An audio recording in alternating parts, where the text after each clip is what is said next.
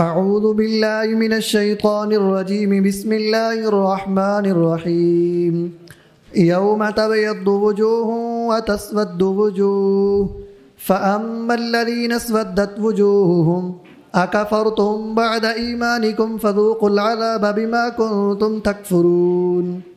جس دن کچھ چہرے سفید ہوں گے اور کچھ چہرے سیاہ، تو جن کے منہ کالے ہوئے ان سے کہا جائے گا کیا تم ایمان لانے کے بعد کافر ہو گئے؟ تو اب عذاب کا مزہ چکھو کیونکہ تم کفر کرتے تھے۔ بسم اللہ الرحمن الرحیم۔ یوم تبیض وجوہ و تسود وجوہ۔ یوم سے مراد وہ دن ہے جو قیامت کا دن ہے۔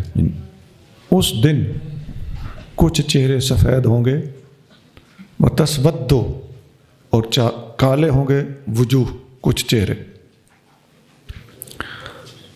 تو جن لوگوں کے چہرے کالے ہوں گے ان سے کہا جائے گا کہ تم نے ایمان کے بعد کفر کیا رکھا، اب عذاب چکھو۔ عبداللہ بن عباس رضی اللہ تعالیٰ عنہ اس آیت کے بارے میں ارشاد فرماتے ہیں کہ تبیض وجوہ اہل سنت والجماعت، جن لوگوں کے چہرے سفید ہوں گے وہ اہل سنت والجماعت ہیں۔ تو صاف لفظ ابن عباس نے اہل السنت والجماعت استعمال فرمایا ہوا ہے۔ یہ حدیث ابن ابی حاتم حدیث نمبر 4000 اور یہی ابن عباس فرماتے ہیں کہ بتسود وجوہ، جن لوگوں کے چہرے کالے ہوں گے، فرمایا اہل البدع والضلالت، اس سے مراد اہل بدعت اور اہل دلالت یعنی گمراہی والے لوگ ہیں۔ اب اہل بدعت اور اہل دلالت کون ہیں؟ اہل سنت کے علاوہ تمام خوارج، روافض، جبریہ، قدریہ وغیرہ تمام اہل بدعت و دلالت ہیں، جو قرآن حدیث کے نام لیوا بنتے ہیں یا صرف قرآن کے بھی نام لیوا بنتے ہیں، لیکن اہل سنت کی ڈگر، راستے اور سبیل سے ہٹے ہوئے ہیں، وہ تمام اہل بدعت اور اہل دلالت ہیں۔ ان کے چہرے قیامت کے دن کالے ہوں گے، قرآن کہہ رہا ہے۔ حضرت ابو ہریرہ رضی اللہ تعالیٰ عنہ فرماتے ہیں نبی کریم صلی اللہ علیہ وآلہ وسلم نے فرمایا لا تقوم الساعة حتى يبعث الدجالون كذابون قریبا من 30 كلهم يزعم انه رسول اللہ۔ قیامت سے پہلے 30 جھوٹے دجال کھڑے ہوں گے، ان میں سے ہر ایک یہ کہے گا کہ وہ اللہ کا رسول ہے۔ یہ بھی قرآن و سنت کا دم بھرنے والے ہوں گے بظاہر۔ حدیث بخاری میں ہے 3609، مسلم میں بھی ہے۔ ابن عباس رضی اللہ عنہ فرماتے ہیں رسول اللہ صلی اللہ علیہ وآلہ وسلم نے فرمایا صنفان من امتی، میری امت میں سے 2 گروہ ایسے ہیں لیس لہا فی الاسلام نصیب، ان کا اسلام میں کوئی نصیب، کوئی حصہ ہی نہیں ہے۔ کون کون سے؟ المرجئۃ والقدریۃ، مرجع اور قدریہ۔ مرجع وہ ہوتے ہیں جن کے اوپر امید انہوں نے اپنے اوپر جھوٹ موٹ سے اتنی غالب کی ہوئی ہے، کہتے ہیں جی گلی کو نہیں، سدھے جنتی ہیں۔ اب یہ فرقہ باقاعدہ اپنے آپ کو مرجع مانتا تو ہے نہیں، یہ مسلمانوں کی صفوں میں آپ کو آج بھی بڑا ہوا نظر آئے گا۔ اور دوسرے قدریہ جو کہتے ہیں جی اللہ کی تقدیر کوئی چیز نہیں، جو کرتا ہے بندہ ہی کرتا ہے۔ یہ طبقہ بھی آپ کو اپنے اندر ہی نظر آئے گا۔ ان دونوں کی اگر میں نشاندہی کروں تو اس وقت آپ کے مخالفین میں ایک ہی ٹبر ہے جس کے اندر یہ ساری حرکتیں پائی جاتی ہیں۔ یہ حدیث ترمذی شریف میں ہے 2149۔ حضرت حذیفہ رضی اللہ تعالیٰ عنہ روایت کرتے ہیں کہ رسول اللہ صلی اللہ علیہ وآلہ وسلم نے فرمایا لکل امت مجوس مجوس هذه الامت الذين يقولون لا قدر، ہر امت میں مجوسی ہوتے ہیں اور میری امت میں پائے جانے والے مجوسی وہ ہیں جو قدری ہیں، کہتے ہیں تقدیر کوئی چیز نہیں، یہ میری امت کے مجوسی ہیں۔ آگے فرمایا جو ان میں سے مر جائے من مات منہم فلا تشہدوا جنازتہ، یہ مر جائیں ان کا جنازہ مت پڑھنا۔ وَمَمَارِضَ مِنْهُمْ ان میں سے اگر کوئی بیمار ہو جائے فَلَا تَعُودُوهُمْ ان کی اعادت اور پوچھنے مت جانا. وَهُمْ شیعۃ الدجال یہ دجال کے شیعہ یعنی گروہ ہوں گے. وَحَقٌّ عَلَى اللَّهِ اور اللہ تعالیٰ پر یہ حق ہے اَن يُلْحِقَهُمْ بِالدَّجَّالِ کہ انہیں دجال کے ساتھ ملا دے. ابو داؤد حدیث نمبر 4692. یہ جو ہے نا قدریہ فرقہ میری امت کا مجوسی ہے اور یہ دجال کا ساتھ دے گا. آپ کو سمجھ آ جانی چاہیے کہ مجوسیوں کا مرکز ایران ہے. حضرت سعید بن عبیدہ رضی اللہ تعالیٰ عنہ فرماتے ہیں کہ ایک آدمی نے عبداللہ بن عمر رضی اللہ تعالیٰ عنہ سے پوچھا، کہنے لگا عثمان کے بارے میں مجھے کچھ بتاؤ. آپ نے حضرت عثمان غنی کی شان اور مناقب بیان کیے اور آپ نے پوچھا میں نے جو عثمان کی شان بیان کی ہے لَعَلَّ ذَاكَ يَسُوءُكَ مجھے لگتا ہے کہ تمہیں عثمان کی شان چبھی ہے. کہنے لگا ہاں چبھی ہے. آپ نے فرمایا اللہ تیری ناک رگڑے. پھر اس نے کہا مجھے علی کی شان میں کچھ بتاؤ. حضرت عبداللہ بن عمر نے جس طرح پہلے عثمان غنی کی شان بیان کی تھی اسی طرح علی المرتضیٰ کی شان بیان کرنا شروع کر دی. فرمایا علی کی یہ شان یہ شان یہ شان، اور اگر تمہیں علی کی شان کچھ نظر نہ آئے تو کم از کم وہ سامنے دیکھو نا علی کے گھر کا دروازہ نبی کے گھروں کے دروازوں کے درمیان کھلا ہوا ہے. وَذَاكَ بَيْتُهُ أَوْسَطُ بُيُوتِ النَّبِيِّ صلی اللہ علیہ وسلم. ثم قال پھر آپ نے پوچھا کہ لَعَلَّ ذَاكَ يَسُوءُكَ مجھے لگتا ہے علی کی شان بھی تمہیں چبھی ہے. اس نے کہا اجل. قال فَأَرْغَمَ اللَّهُ بِأَنفِكَ اللہ تمہاری ناک رگڑے. انطلق فجہد علیہ جہدک چل بھاگ جو میرا کرنا کر لے. بخاری 3704. یہ حدیث صاف صراحت کے ساتھ تائید کرتی ہے اہل سنت کے اس عقیدے کی وہ جو اہل سنت کا نظریہ ہے بے شمار کتابوں میں ہے. امام اعظم ابو حنیفہ رحمۃ اللہ علیہ کا دیا ہوا فارمولہ ہے اور کچھ صحابہ کی طرف بھی اس کا انتساب ہوتا ہے اور ہمارے عقائد کی درسی کتابوں میں بھی لکھا ہوا ہے. شرح عقائد نصفی کے صفحہ نمبر 150 میں جو تازہ ترین چھپی ہوئی ہے وہاں لکھا ہوا ہے کہ اہل سنت کی پہچان یہ ہے کہ ابو بکر و عمر کو افضل مانتے ہیں اور عثمان اور علی سے محبت کرتے ہیں.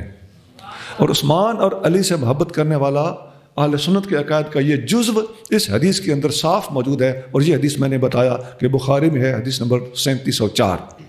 حضرت عبداللہ بن عباس رضی اللہ تعالیٰ عنہ فرماتے ہیں کہ میں نبی کریم صلی اللہ علیہ وسلم کے پاس حاضر تھا اور ساتھ سینہ علی المرتضیٰ رضی اللہ تعالیٰ عنہ بھی موجود تھے. نبی کریم صلی اللہ علیہ وسلم نے فرمایا اے علی سیکون فی امتی قوم ینتحلون حب اہل البیت میری امت میں کچھ لوگ ایسے ہوں گے جو میرے اہل بیت کی محبت کا ڈھونگ رچائیں گے. لہم نبذن ان کی نشانی بتاؤں یسمون الرافضہ لوگ انہیں رافضی کہتے ہوں گے. قاتلوہم فانہم مشرکون المعجم الکبیر طبرانی حدیث نمبر 12822. حضرت ام سلمہ رضی اللہ تعالی عنہا فرماتی ہیں کہ میری باری تھی نبی پاک علیہ الصلوۃ والسلام میرے پاس موجود تھے. آپ کی پیاری شہزادی سیدہ فاطمہ الزہرا رضی اللہ تعالی عنہا آپ کے پاس حاضر ہوئیں. حضرت علی المرتضیٰ ان سے پہلے پہنچ گئے. نبی کریم صلی اللہ علیہ وسلم نے فرمایا یا علیو اے علی انت و اصحابک فی الجنہ تو اور تیرے اصحاب جنت میں ہوں گے.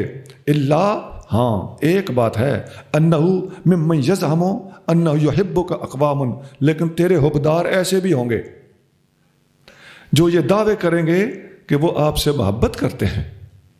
یرفضون الاسلام وہ اسلام سے نکل چکے ہوں گے.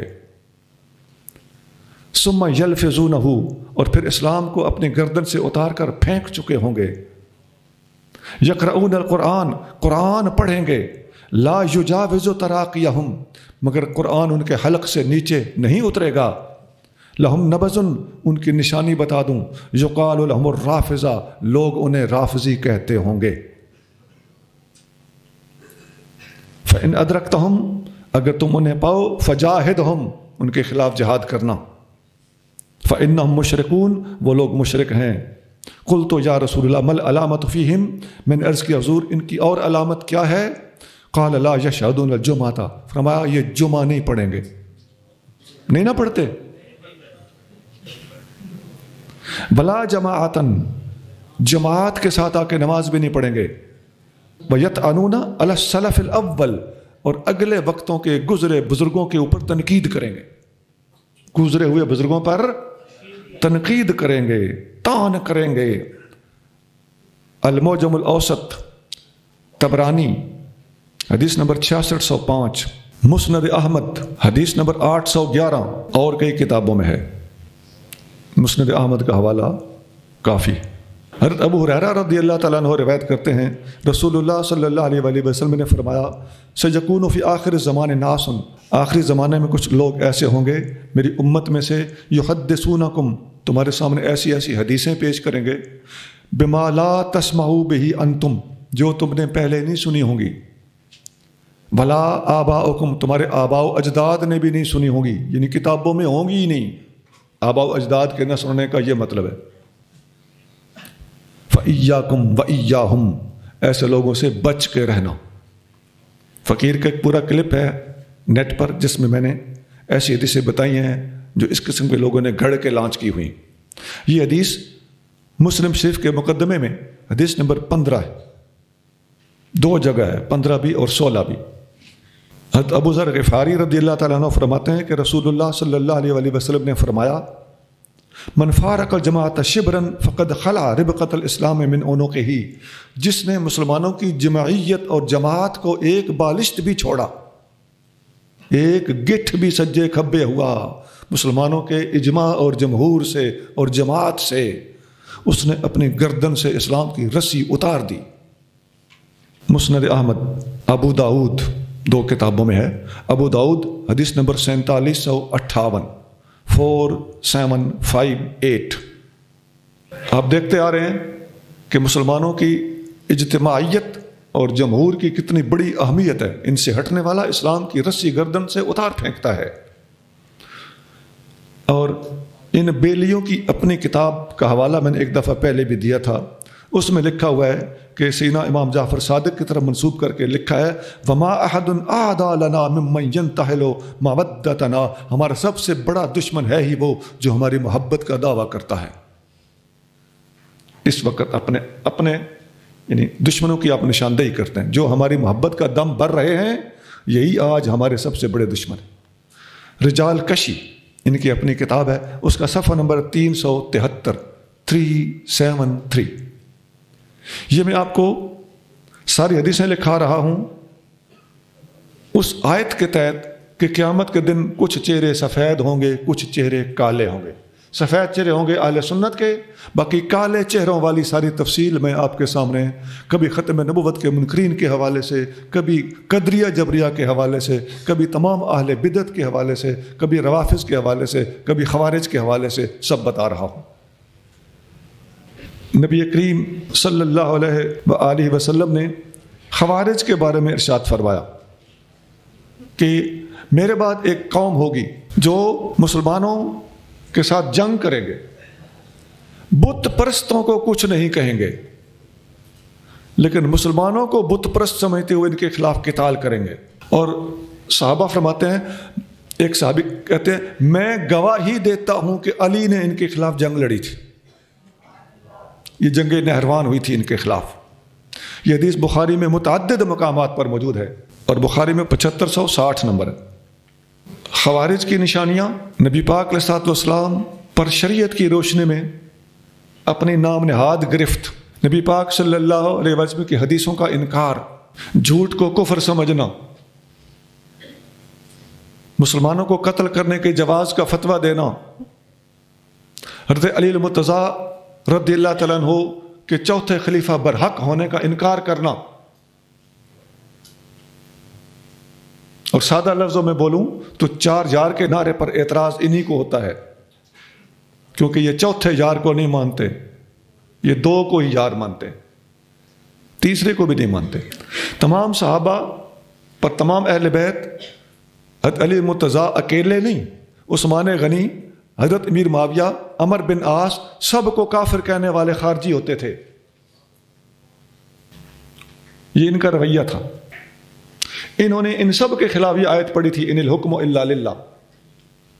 سیدنا علی المرتضیٰ رضی اللہ تعالیٰ عنہ نے ان کے خلاف فرمایا تھا کہ آیت تو قرآن کی پڑھ رہے ہیں، آیت کی حد تک تو ٹھیک ہے، لیکن کلمۃ الحق یراد بها الباطل، حق کا کلمہ ہے لیکن معنی غلط کر رہے ہیں، ارادہ غلطی کا کر رہے ہیں.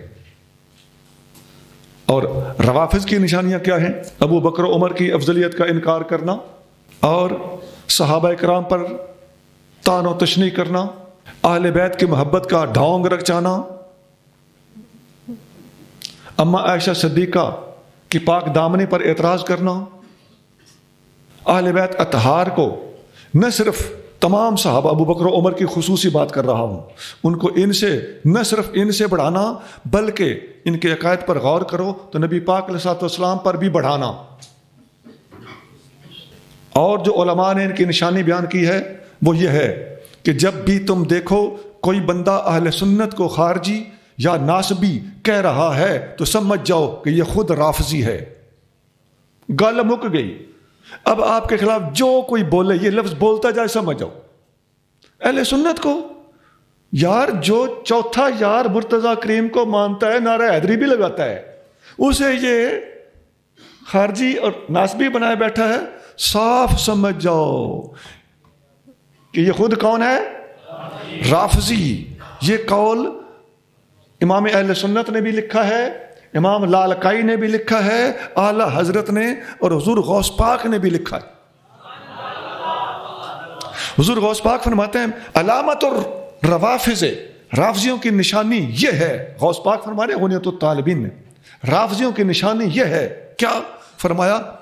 تسمیتہم اہل الاسر ناسبتن، اہل سنت کو ناسبی کہنا رافضیوں کی نشانی. جلد اول صفحہ 166 غنیۃ الطالبین. اچھا ایک اور بات بتاؤں، یہ اہل سنت کو ناسبی کیوں کہتے ہیں؟ بہت لوگوں کے ادھر توجہ نہیں گئی. سونا، یہ اہل سنت کو ناسبی اس لیے کہتے ہیں، یہ حضور غوث پاک نے لکھا ہے، یہ بھی میں اپنے پاس سے نہیں کہہ رہا. آپ لکھتے ہیں کہ یہ اہل سنت کو ناسبی اس لیے کہتے ہیں کہ اہل سنت اپنے امام کا انتخاب ان کی طرح یہ نہیں کرتے کہ یہ مامور من اللہ سمجھتے ہوں. اہل سنت اپنے حکمران کا یا امام کا انتخاب اجماع کے ذریعے سے کرتے ہیں، اور خود متفقہ فیصلے سے امام کو چننے کو عربی زبان میں کہا جاتا ہے نسب امام. بولیے کیا کہا جاتا ہے؟ امام کو نسب کرنا، مقرر کرنا، چننا. تو چونکہ امام کے نسب کو اہل سنت مانتے ہیں، یہ تو اماموں کو اللہ کی طرف سے نبیوں کی طرح بلکہ نبیوں سے بھی اوپر مامور من اللہ سمجھتے ہیں. ان کا تو طریقہ ہی اور ہے. اہل سنت چونکہ نسب امام کے قائل ہیں، لہذا یہ لوگ اہل سنت کو ناسبی اس لحاظ سے کہتے ہیں. یہ کس نے کہا؟ غوث اعظم نے. میں نہیں کہہ رہا، مجھ سے نہ چمڑ جانا.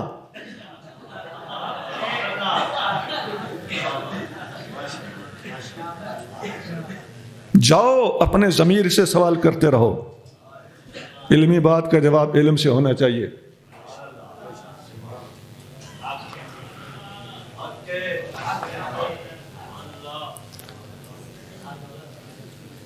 آگے چلیے جی. وَأَمَّا الَّذِينَ ابْيَضَّتْ وُجُوهُهُمْ فَفِي رَحْمَةِ اللَّهِ هُمْ فِيهَا خَالِدُونَ.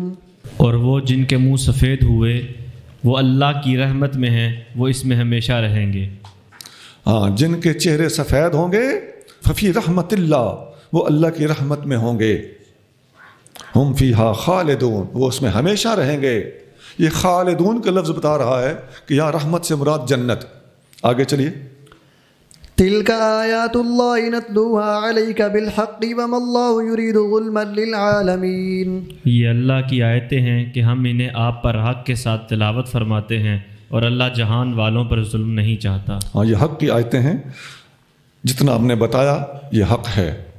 آگے چلیے جی. وَلِلَّهِ مَا فِي السَّمَاوَاتِ وَمَا فِي الْأَرْضِ وَإِلَى اللَّهِ تُرْجَعُ الْأُمُورُ. اور اللہ ہی کا ہے جو کچھ آسمانوں میں ہے اور جو کچھ زمینوں میں ہے، اور اللہ ہی کی طرف سب کام لوٹائے جائیں گے۔ ہاں یہ الفاظ وللہ ما فی السماوات یہ سورۃ بقرہ کے آخر میں گزر چکے ہیں۔ آگے چلیے۔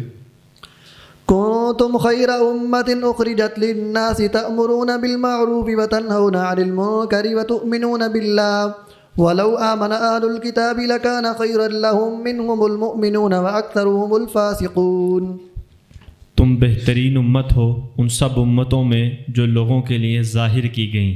تم بھلائی کا حکم دیتے ہو اور برائی سے روکتے ہو اور ایمان رکھتے ہو اللہ پر، اور اگر اہل کتاب ایمان لاتے تو ان کے لیے اچھا تھا، ان میں کچھ مومن ہیں اور زیادہ کافر۔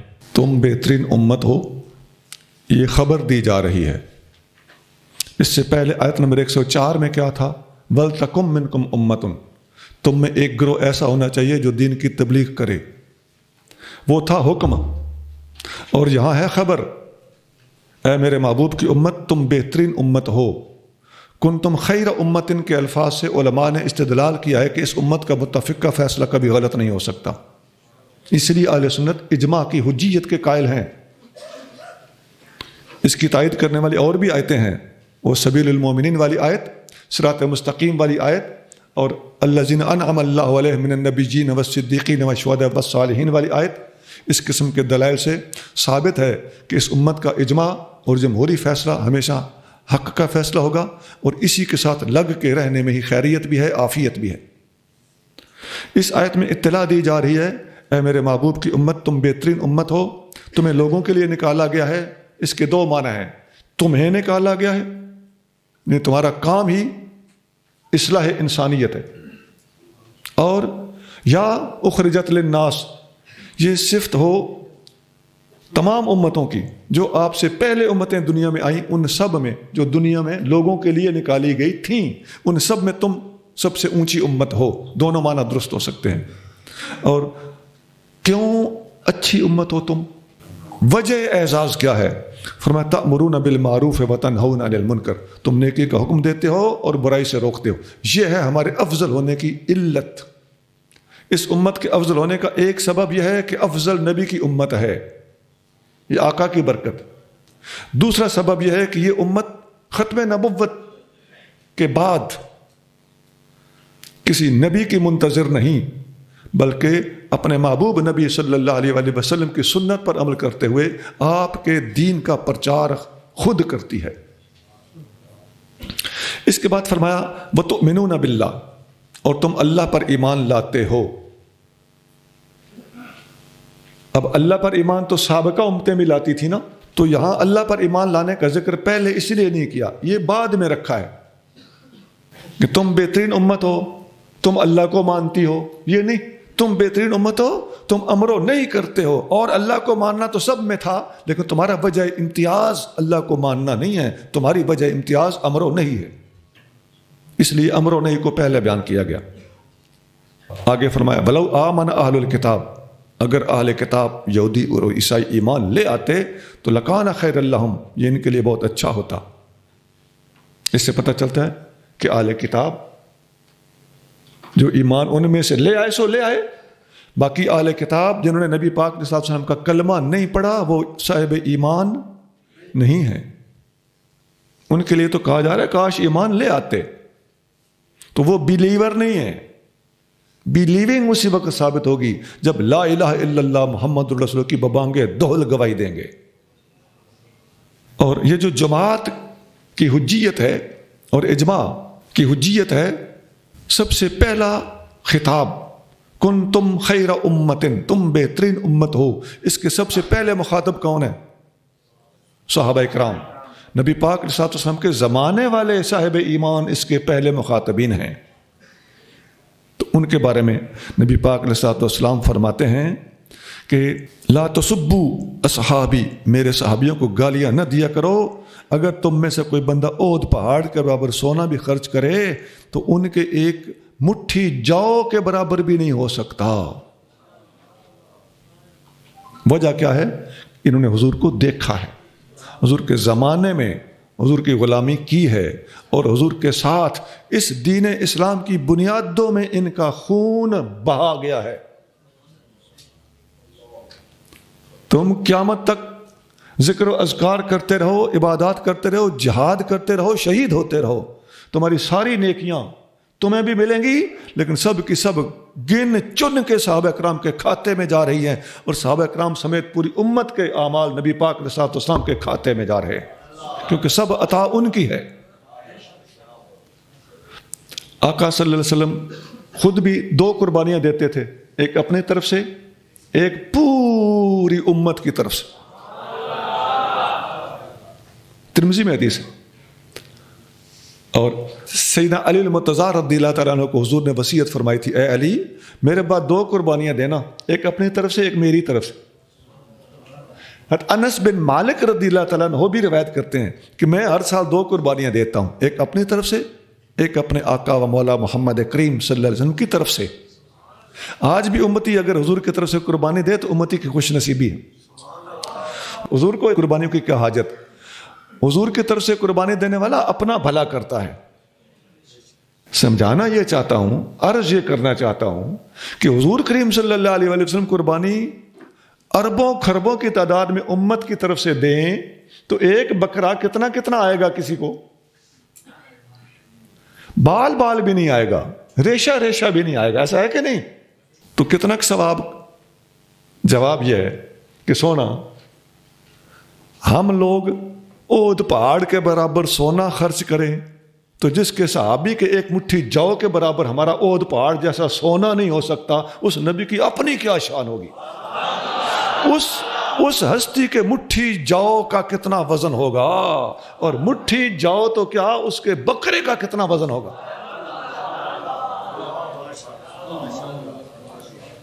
حدیث میں آتا ہے جنتیوں کی 120 صفیں ہوں گی، ان میں سے 80 صفیں میری امت کی ہوں گی اور 40 صفیں باقی ساری امتوں کی ہوں گی۔ حدیث ترمذی میں ہے، حدیث نمبر 2546۔ 2500۔ ویسے ایک بات بتاؤں، یہ 120 میں سے 80 صفیں اس امت کی ہوں تو کیا خیال ہے؟ یہ صحابہ کو گالیاں دینے والے 80 صفحے بن کے دکھا لیں گے آپ کو چھوڑ کر، اور ختم نبوت کے منکر اپنی 80 صفحے ثابت کر لیں گے آپ کو چھوڑ کر؟ مان لو کنتم خیر امت میں نبی پاک صلی اللہ علیہ وسلم کے تمام صحابہ اور تمام اہل بیت شامل ہیں، اور ان کے اکٹھے غلام ان میں شامل ہیں، ان میں سے کسی پر بھی تنقید کرنے والا ان 80 صفحوں میں نہیں ہو سکتا۔ بہت حدیثیں ہیں، ایک حدیث میں آتا ہے، میں اختصار کرنے لگا ہوں، کتاب چھپ جائے گی انشاءاللہ تو آپ پڑھ لیں گے۔ آقا کریم صلی اللہ علیہ وآلہ وسلم نے فرمایا میری امت کے 70,000 بندے بغیر حساب کے جنت میں جائیں گے۔ وہ کون ہوں گے یہ بھی ذرا سن لیجئے۔ حضور کے فرمان پہ عمل کرنا ہے جی، جڑیں بننا ہے۔ یہ 70,000 سن کے سبحان اللہ کی گونج آتی ہے تو اگلے الفاظ اسی حدیث کے کیوں نہ مانے جائیں؟ بے وقوفی کی حد ہوگی کہ نہیں نہ ماننا؟ اگلے الفاظ سنو، آقا علیہ الصلوۃ والسلام نے فرمایا وہ کون سے لوگ ہوں گے؟ فرمایا وہ پچھ نہیں لگوائیں گے۔ یہ اس طرح سے ٹک لگواتے ہیں؟ فرمایا نہیں۔ وہ دم نہیں کروائیں گے، خلاف شرع دم۔ ولا یتطیرون، اور وہ بدشگونیاں نہیں لیں گے۔ وعلی ربہم یتوکلون، اپنے رب پہ توکل کرتے ہوں گے، دے دوائے مولا۔ یہ حدیث بخاری میں ہے، حدیث نمبر 6541۔ 6541۔ دم کرانا منع نہیں ہے، خلاف شرع دم کی بات ہو رہی ہے۔ میں نے ادھر بھی یہ لفظ بولا تھا، جی ہاں، ملنگا کو دم نہیں کرنا۔ حضرت ابو بکر صدیق رضی اللہ تعالیٰ عنہ روایت کرتے ہیں کہ نبی کریم رؤوف الرحیم صلی اللہ علیہ وآلہ وسلم نے فرمایا میری امت کے 70,000 بندے بغیر حساب کے جنت میں جائیں گے۔ یہ اگلی حدیث ہے، کتنے بندے؟ 70,000، ان کے چہرے 14ویں کے چاند کی طرح چمکتے ہوں گے. پھر فرمایا فاستزدت ربی، حضور کریم صلی اللہ علیہ وسلم نے فرمایا میں نے اپنے رب سے دعا مانگی کہ اللہ ان میں اضافہ فرما، 70,000 زیادہ ہونے چاہیے. آقا صلی اللہ علیہ وسلم فرماتے ہیں فزادنی، میرے اللہ نے زیادہ کر کے دکھا دیا، حکم دے دیا، ما کل رجل 70,000، ہر 70,000 میں سے ہر بندے کے ساتھ 70,000 بندہ بغیر حساب کے. ابھی کئی حساب کتاب کے بعد بخشے جائیں گے، کئی شفاعت کے ساتھ بخشے جائیں گے. آ بیڈا دلدار آساں رکھیاں بے آ چنو رل یار.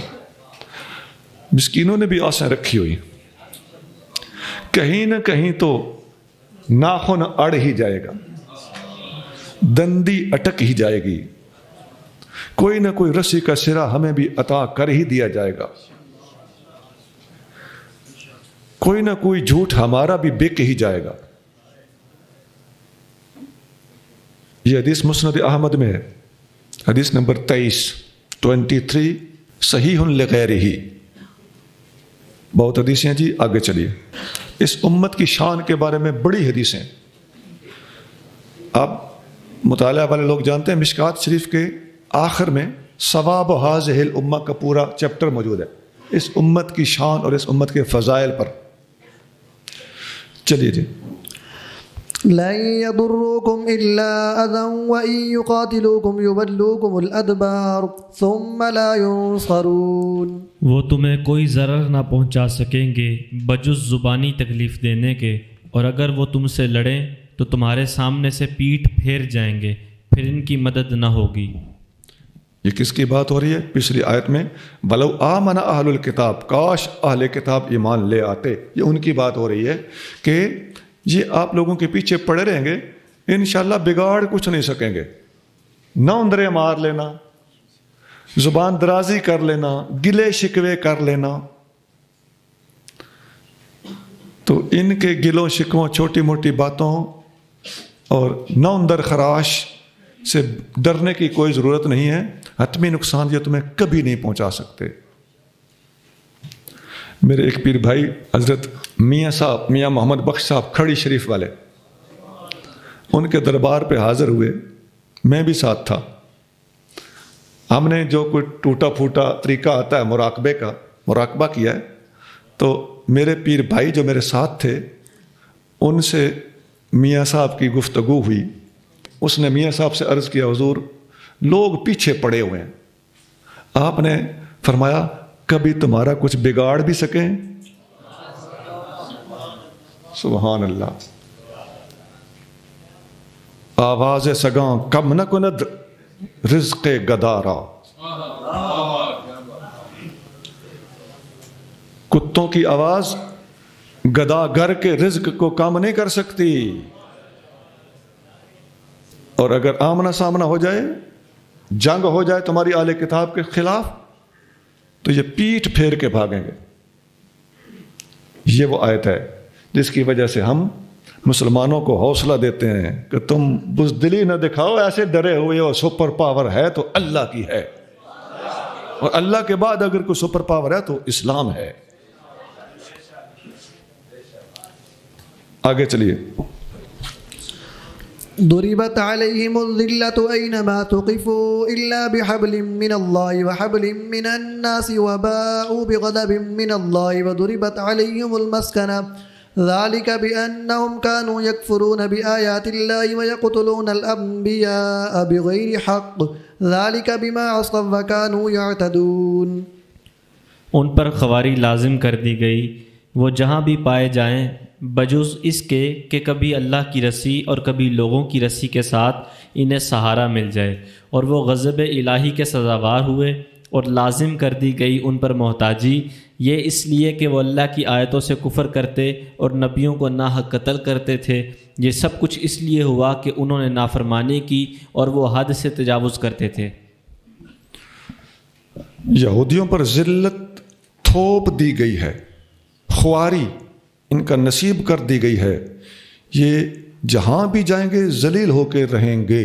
ہاں، دو راستے ہیں، ایک یا تو اللہ پر ایمان لے آئیں، اپنا غلط راستہ چھوڑ دیں، یہ خواری اور ذلت سے بچ گئے، اور ایسا نہیں تو پھر یہ ہو سکتا ہے کہ دنیا میں یہ انڈیپینڈنٹ نہیں ہوں گے، یہ نہ کسی پاور، سپر پاور، کسی نہ کسی حکمران، کسی نہ کسی دوسری حکومت کا شیلٹر لے کر، پناہ لے کر، اوٹ لے کر دنیا کے اندر گزارا کرتے رہیں گے، اور ان کا اپنا آزاد ہو کر دنیا میں رہنا وہ بالکل ان کی قلت کی وجہ سے اور ان کی ذلت کی وجہ سے ناممکن ہو جائے گا،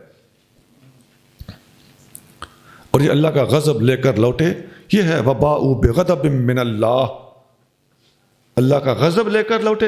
وہ جو غیر المغضوب علیہم میں بتایا گیا تھا کہ مغضوب علیہ سے مراد یہودی ہیں، یہاں اس کی وضاحت موجود ہے کہ مغضوب علیہم سے مراد واقعی دوسری جگہ پر بھی جگہ جگہ قرآن کے اندر یہودیوں کو قرار دیا گیا ہے، اور نبیوں کا بلا حق قتل کرنا، نافرمانی کرنا، حد سے گزرنا، یہ الفاظ پہلے متعدد مقامات پر کم از کم ایک جگہ گزر چکے ہیں۔ آگے چلیے۔ ليسوا سواء من أهل الكتاب أمة قائمة يتلون آيات الله آناء الليل وهم يسجدون۔ وہ سب برابر نہیں، اہل کتاب میں سے کچھ لوگ حق پر قائم ہیں، رات کی گھڑیوں میں اللہ کی آیتیں تلاوت کرتے اور وہ سجدہ کرتے ہیں۔ جی، اہل کتاب برابر نہیں ہے، اس میں ان کی مختلف قسموں کی طرف اشارہ ہے۔ ایک اہل کتاب جو نبی کریم صلی اللہ علیہ وآلہ وسلم کے جلوہ افروز ہونے سے پہلے اپنے دین و مذہب کے مطابق متقی لوگ تھے۔ نمبر دو، نبی کریم صلی اللہ علیہ وسلم کے جلوہ افروز ہو جانے کے بعد ان میں سے بہت سے لوگ ایمان حضور پر بھی لے آئے۔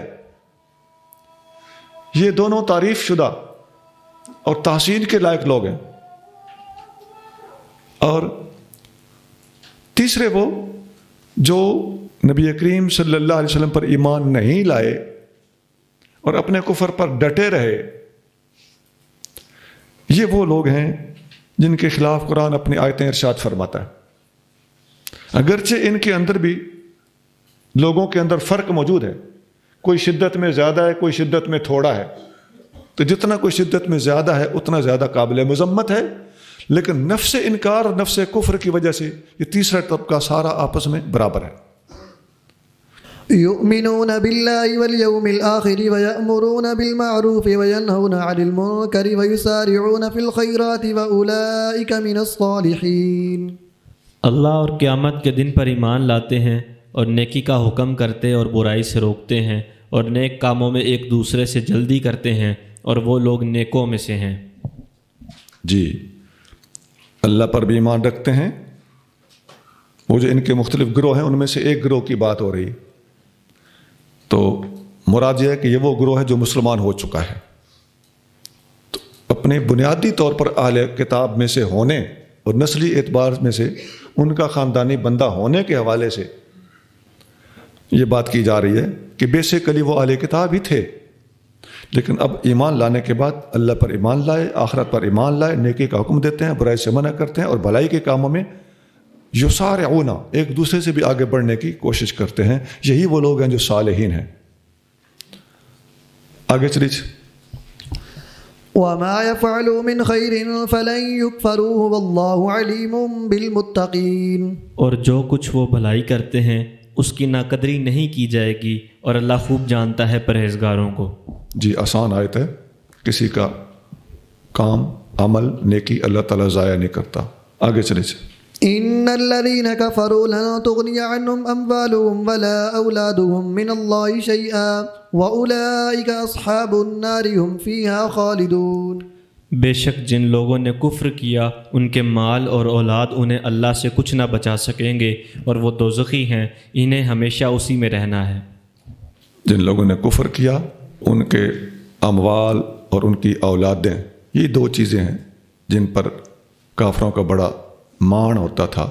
فرمایا یہ اللہ تعالیٰ سے ان کو بچا نہیں سکتے، اور یہ جہنم میں رہیں گے اور ہمیشہ ہمیشہ رہیں گے۔ یہ آیت اس پچھلی آیت کے ساتھ وما یفعلوا من خیر فلن یکفروہ واللہ علیم بالمتقین، یہ تھی اہل کتاب میں سے جو صاحب ایمان ہو چکے تھے ان کے بارے میں۔ ابھی یہ جو آیت ہے یہ جو اہل کتاب میں سے ایمان نہ لائے یہ ان کے بارے میں ہے۔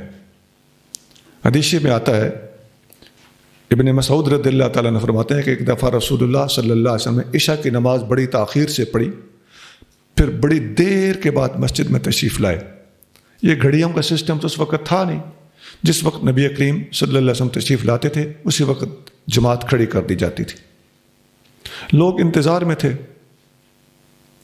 تو آپ علیہ السلام نے تشریف لا کر فرمایا اما انہ لیس من اہل ھذہ الادیان احد یذکر اللہ ھذہ الساعۃ غیرکم، اس وقت جو تم لوگ جاگ رہے ہو رات کے، آج کل کے حساب سے بات کر رہا ہوں، کوئی 11-12 بجے، تو آقا نے فرمایا اس وقت تک تم لوگ جاگ رہے ہو، پوری دنیا کے ادیان میں سے کوئی بھی بندہ اللہ کی عبادت کے لیے اس وقت تمہارے سوا نہیں جاگ رہا۔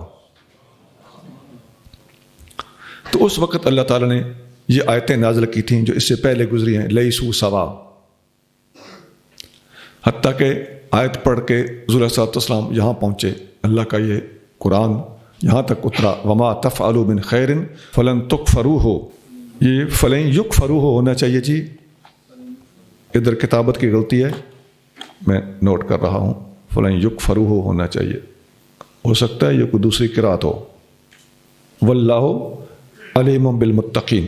یہ حدیث کہ اس وقت تک تمہارے سوا کوئی نہیں جاگ رہا، یہ تو بخاری مسلم میں بھی ہے، لیکن یہ اس آیت کا شان نزول ہے، یہ بات بخاری مسلم میں نہیں ہے، یہ مسند احمد میں، مسند احمد حدیث نمبر 3760۔ سبق مل گیا نا کہ شان نزول والی بات مسند احمد میں ہے، ویسے حدیث بخاری وغیرہ میں ہے، تو پتہ چلتا ہے کہ بخاری وغیرہ میں بھی دراصل یہی حدیث موجود ہے، البتہ وہاں یہ لفظ منقول نہیں ہوئے کہ یہ اس آیت کا شان نزول ہے۔ مثل ما ينفقون في هذه الحياة الدنيا كمثل ريح فيها صر أصابت حرث قوم ظلموا أنفسهم فأهلكته وما ظلمهم الله ولكن أنفسهم يظلمون۔ مثال اس چیز کی جسے وہ خرچ کرتے ہیں دنیا کی اس زندگی میں، اس ہوا کی سی ہے جس میں جلا دینے والی سخت سردی ہو، جو پہنچی ان لوگوں کی کھیتی کو جنہوں نے اپنی جانوں پر ظلم کیا، پھر اس ہوا نے اس کھیتی کو ہلاک کر دیا، اور اللہ نے ان پر کوئی ظلم نہیں کیا لیکن وہ خود اپنے اوپر ظلم کرتے ہیں۔ اس طرح کی آیت پہلے گزر چکی ہے، آگے چلی۔ يا أيها الذين آمنوا لا تتخذوا بطانة من دونكم لا يألونكم خبالا ودوا ما عنتم قد بدت البغضاء من أفواههم وما تخفي صدورهم أكبر قد بينا لكم الآيات إن كنتم تعقلون۔ اے ایمان والو، غیروں کو اپنا رازدار نہ بناؤ، وہ تمہاری تباہی میں کمی نہ کریں گے، انہیں وہی بات اچھی لگی جس سے تمہیں تکلیف پہنچی، بے شک ظاہر ہو گئی دشمنی ان کی زبانوں سے، اور جو کچھ وہ اپنے سینوں میں چھپائے ہوئے ہیں وہ اس سے بھی بڑا ہے۔ ہم نے تمہارے لیے نشانیوں کو ظاہر کر دیا ہے اگر تم عقل سے کام لو۔ مومنوں کو چاہیے کہ کافروں کو اپنا اندرونی یار رازدار اور اپنے سینے اور پیٹ کی بات ان کو نہ بتائیں۔ حدیث میں آتا ہے ان ابی دہقانۃ قال قیل لعمر بن الخطاب انہا ہونا غلاما، عمر بن خطاب سے کہا گیا کہ یہاں ایک نوجوان لڑکا ہے، من اہل الحیرۃ، ہیرا کا رہنے والا ہے، حافظا کاتبا، بڑا حفظ والا ہے، کاتب ہے، فلو اتخذتہ کاتبا، کاش آپ اسے اپنا کاتب بنا لیں، اپنے پاس سروس دیں تو اس سے خط شط لکھایا کریں، اپنا سیکرٹری بنائیں، ٹائپسٹ رکھیں۔ آج کے زمانے میں بات کر رہا ہوں، بولی میں بات کر رہا ہوں۔ تو فاروق اعظم نے کہا قد اتخذت اذن بطانۃ من دون المؤمنین، اس آیت کی طرف اشارہ کیا، اس آیت کے الفاظ پڑھے تو اس کا مطلب یہ ہوا کہ میں مومنوں کو چھوڑ کر کسی غیر مسلم کو اپنا بتانہ بناؤں، اندر کا رازدار بناؤں۔ یہ آیت تھے الفاظ کے، لا تتخذوا بطانۃ من دونکم، یہ جی عین لفظ صحابہ کرام کو عین موقع پہ یاد ہوتے تھے کہ یہاں اس موقع پر یہ الفاظ فٹ ہوتے ہیں، اس موقع پر یہ آیت فٹ ہوتی ہے۔ ابن ابی حاتم حدیث نمبر 4087 4087، ابن ابی حاتم 4087۔ اگلے الفاظ کہتے ہیں لا یعلونکم خبالا، ان کا بس چلا تو دھوکے سے نہیں ہٹیں گے۔ آپ ان سے وعدہ لے لو، تحریر لے لو، بیان حلفی لے لو، ڈنگ مارنے سے باز نہیں آئے گا۔ حضرت انس بن مالک رضی اللہ تعالیٰ عنہ فرماتے ہیں کہ نبی کریم صلی اللہ علیہ وآلہ وسلم نے چاندی کی انگوٹھی بنوائی ہوئی تھی اور اس کے اوپر نقش تھا محمد الرسول اللہ صلی اللہ علیہ وآلہ وسلم۔ نبی کریم صلی اللہ علیہ وسلم نے فرمایا کہ میں نے اپنی انگوٹھی پر مہر پر محمد الرسول اللہ لکھوایا ہوا ہے۔ بخاری میں حدیث ہے کہ محمد ایک سطر تھا، رسول ایک سطر تھا، اللہ ایک سطر تھا۔ تو آقا علیہ الصلوۃ والسلام نے دوسرے صحابہ کرام کو منع فرمایا، فلا ینقشن احد علی نقشہ، تو میں سے کوئی بندہ میری انگوٹھی والا نقش اپنی انگوٹھی پہ نہ چھپوائے تاکہ مکس اپ نہ ہو جائے اور میری انگوٹھی یا میری مہر عام نہ سمجھ لی جائے۔ کیوں؟ اس لیے کہ اس کے اندر سیکورٹی کا معاملہ تھا، کچھ چیزیں پوشیدہ ہوتی تھیں، کانفیڈینشیل ہوتی تھیں، ان کے لیے نبی پاک علیہ الصلوۃ والسلام نے اپنی مہر بنوائی ہوئی تھی تاکہ پتہ چلے کہ واقعی یہ ہمارا لکھا ہوا خط ہے، ہماری تحریر ہے، ہر کوئی بندہ اپنی تحریر کے اوپر یہ مہر لگا کے لوگوں کو دھوکہ نہ دے سکے۔ بخاری حدیث نمبر 5877 5877۔ حضرت ابو ہریرہ رضی اللہ تعالیٰ عنہ روایت کرتے ہیں، نبی کریم رؤوف الرحیم صلی اللہ علیہ وسلم نے ارشاد فرمایا، المرء علی دین خلیلہ، آدمی اپنے دوست کے مذہب پر ہوتا ہے۔ فلینظر احدکم من یخالل، میرے امتیوں غور کر لو تمہاری دوستی کس کے ساتھ ہے۔ عزیزان گرامی، ہم نے یہ اس بات کو سیریس لینا ہے۔ لوگ دوستیاں یاریاں لگانا ایک دنیا داری کی مجبوری اور اپنا ذوق شوق کا مسئلہ سمجھتے ہیں، نہیں، دوستی ہی بندے کو بناتی ہے، دوستی ہی بندے کو بگاڑتی ہے۔ آپ جیسے بندوں میں بیٹھو گے ویسے ہو جاؤ گے۔ بچہ سگریٹ والوں سے سگریٹ سیکھتا ہے، نمازیوں سے نماز سیکھتا ہے، نشیوں سے نشہ سیکھتا ہے، ذکر والوں سے ذکر سیکھتا ہے۔ اور قاعدہ ہے کہ ولیوں میں بیٹھو گے تو ولی بنو گے، شیطانوں میں بیٹھو گے تو شیطان بنو۔ جیسی مجلس ویسی خصلت، جیسی محفل ویسی خصلت۔ ہمارے پاس علاقے میں ایک کہاوت ہے، مجلس تو خصلت، مجلس تو خصلت، تخم و توسیر۔ ها أنتم أولئك تحبونهم ولا يحبونكم وتؤمنون بالكتاب كله وإذا لقوكم قالوا آمنا وإذا خلوا عدوا عليكم الأنامل من الغيظ قل موتوا بغيظكم إن الله عليم بذات الصدور۔ سن لو تم ہو جو ان سے محبت کرتے ہو اور وہ تمہیں پسند نہیں کرتے، اور تم سب کتابوں پر ایمان رکھتے ہو، اور جب وہ تم سے ملتے ہیں تو کہتے ہیں کہ ہم ایمان لائے، اور جب اکیلے ہوتے ہیں تو غصے سے تم پر انگلیاں کاٹتے ہیں۔ فرما دیجئے تم مر جاؤ اپنے غصے میں، بے شک اللہ خوب جاننے والا ہے دل کی باتیں۔ جی اے ایمان والو، آپ لوگ ان کی طرف میلان رکھتے ہو کئی وجوہات کی بنا پر، نرم گوشہ رکھتے ہو۔ یہ تو حبونہ کا یہاں پر معنی 100% محبت نہیں ہے، بلکہ ان کے بارے میں کوئی سابقہ تعلق، اس وقت بھی کوئی تازہ رشتہ داریاں ان کے ساتھ قائم تھیں، ان کے ساتھ مناکحت وغیرہ ابھی حرام نہیں ہوئی تھی، جمی احکام اسلامیہ ان کے بارے میں مکمل جدائی کے نہ ہونے کی وجہ سے ان لوگوں کے بارے میں کسی نہ کسی جہت سے کوئی نرم گوشہ اے میرے نبی کی امتیوں آپ لوگ اپنے اندر رکھتے ہو، لیکن ان کا ہاتھ پڑے بس چلے تو یہ ڈنگ مارنے سے باز نہیں آئیں گے۔ ان کے بارے میں آپ لوگوں نے مکمل الرٹ رہنا ہے۔ وَتُؤْمِنُونَ بِالْكِتَابِ، اے میرے نبی کے امتیوں تم لوگ کتاب پر ایمان رکھتے ہو۔ یہاں کتاب سے کیا مراد ہے؟ مفسرین نے لکھا ہے بالکتب، یعنی ساری کی ساری کتابیں، وہ اسم جنس، یہاں کتاب سے مراد کتاب کا اس میں جنس ہے، کوئی ایک کتاب مراد نہیں ہے۔ اور جب یہ علیحدگی میں ہوتے ہیں تو اور ہوتے ہیں، آپ کے سامنے آتے ہیں تو اور ہوتے ہیں۔ آپ کے سامنے کہتے ہیں جی ہم بھی مانتے ہیں، لیکن علیحدہ ہوتے ہیں تو عدو علیکم الانامل من الغیظ، غصے سے اپنی انگلیاں کاٹتے ہیں، انگلیوں پہ چک مارتے ہیں، چباتے ہیں۔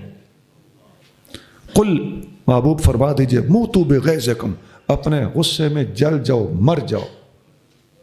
إن تمسسكم حسنة تسؤهم وإن تصبكم سيئة يفرحوا بها وإن تصبروا وتتقوا لا يضركم كيدهم شيئا إن الله بما يعملون محيط۔ اگر تمہیں کچھ بھلائی حاصل ہو تو انہیں بری لگے، اور اگر تمہیں کوئی برائی پہنچ جائے تو وہ اس سے خوش ہوں، اور اگر تم صبر کرو اور پرہیزگار رہو تو ان کا فریب تمہیں کوئی نقصان نہ پہنچا سکے گا، بے شک اللہ ان کے سب کاموں کو گھیرے ہوئے ہے۔ اگر مسلمانوں کو کوئی فائدہ پہنچے، انہیں اندر سے بڑی تکلیف ہوتی ہے، اور آپ لوگوں کو کوئی نقصان پہنچے، اندر سے بڑا خوش ہوتے ہیں، اور آپ لوگ اگر ان کے مقابلے پر صبر کا مظاہرہ کرو اور اللہ سے ڈرتے رہو، اپنا ذاتی کردار اور اللہ تعالیٰ کے ساتھ اپنا تقوی مینٹین رکھو، تو یہ تمہارا کچھ بھی نہیں بگاڑ سکتے۔ جس بندے کا ضمیر مطمئن ہوتا ہے وہ کسی سے نہیں ڈرتا، ڈر اندر ہوتا ہے۔ جس بندے کے اندر چور ہوتا ہے وہ بہت یرکو ہوتا ہے، اور جس بندے کا ضمیر مطمئن ہو اسے پتہ ہوتا ہے کیا ہوگا، مر جاؤں گا نا، میں نے کون سا گناہ کیا ہے، میری موت انشاءاللہ تعالی شہادت کی ہوگی، اسے مرنے سے بھی ڈر نہیں لگتا۔ تو میں دوبارہ جملہ بتانے لگا ہوں، جس بندے کا ضمیر مطمئن ہوتا ہے وہ کسی سے نہیں ڈرتا۔ وَإِذْ غَدَوْتَ مِنْ أَهْلِكَ تُبَوِّئُ الْمُؤْمِنِينَ مَقَاعِدَ لِلْقِتَالِ وَاللَّهُ سَمِيعٌ عَلِيمٌ۔ اور جب صبح کے وقت آپ اپنے اہل کے پاس سے باہر آئے، مسلمانوں کو لڑائی کے لیے مورچوں پر ٹھہراتے ہوئے، اور اللہ بہت سننے والا، خوب جاننے والا ہے۔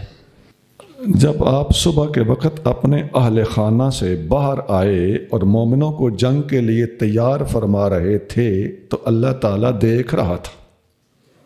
وَإِذْ غَدَوْتَ، اے محبوب جب آپ گھر سے نکلے، اللہ تعالیٰ اپنے محبوب کی اداؤں کو بیان فرماتا ہے۔